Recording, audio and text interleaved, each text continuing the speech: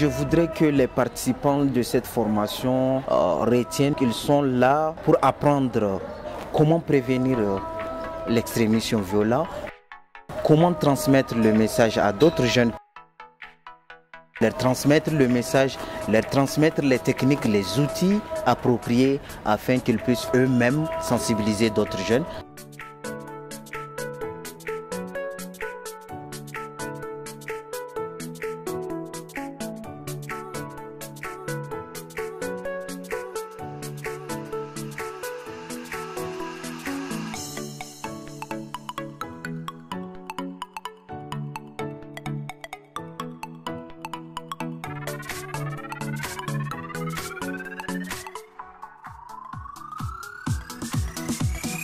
En 2018, en février, on a bénéficié de cette grande formation.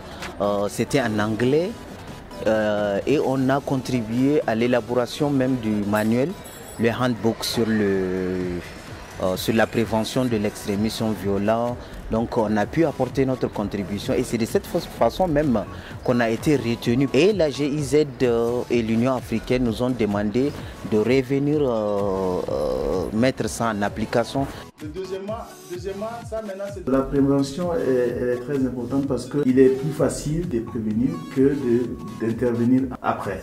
Entre jeunes déjà, nous faisons face aux mêmes défis, aux mêmes réalités, nous sommes au sein des mêmes communautés et donc lorsque un tel combat est mené par des jeunes et qui ont pour cible aussi d'autres jeunes, je crois que le message il passe beaucoup plus mieux parce que là il ne se pose pas un problème de conflit de génération ou d'époque. Ce qui est le plus important, c'est ces différentes formations de formateurs qui s'organisent. Et pour moi, c'est un grand pas. Le fait qu'après cette formation qu'on est en train de suivre ici, on pourrait aussi aller dans nos communautés respectives pour former d'autres jeunes, pour essayer de les emmener à lutter contre l'extrémisme violent. Cela va permettre en fait à ce que beaucoup d'autres jeunes dans nos différents pays soient formés par rapport à la question. Je fais partie des premiers IDOVER qui avaient été formés au niveau d'Addis. Pour moi, faire partie de cette équipe des jeunes de l'Europe et de l'Afrique ensemble qui essayons de trouver des solutions par rapport à l'extrémisme violent, ça m'a beaucoup aidée.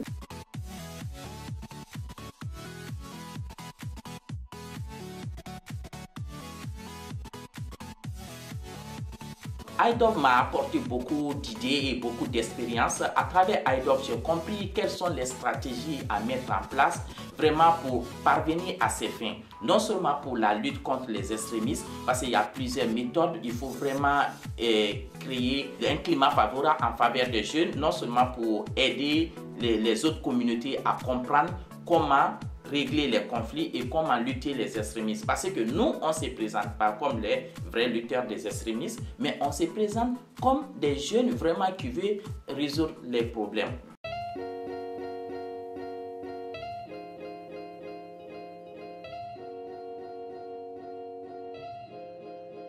C'est la communication, parce que tout part de la communication.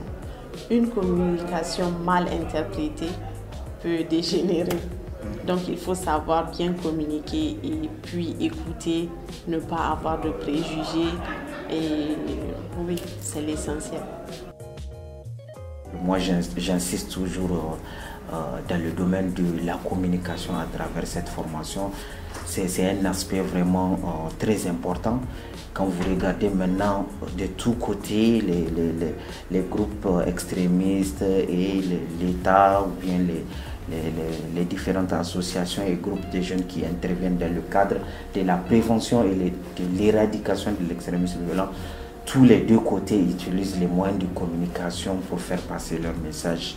Et c'est un aspect vraiment important quand vous prenez l'exemple du message, du discours de la haine.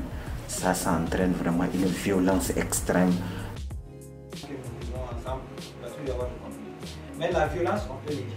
Ce que j'aimerais apprendre encore plus, ça c'est encore les techniques de formation, parce que déjà on a l'habitude de mener des formations chez nous, mais j'aimerais avoir encore plus d'astuces pour pouvoir améliorer toujours ces formations-là.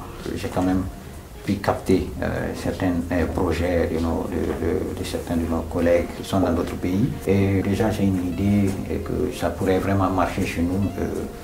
Ça pourrait vraiment, en intégrant ce genre de projet chez nous, ça pourra nous aider vraiment à avoir plus d'impact.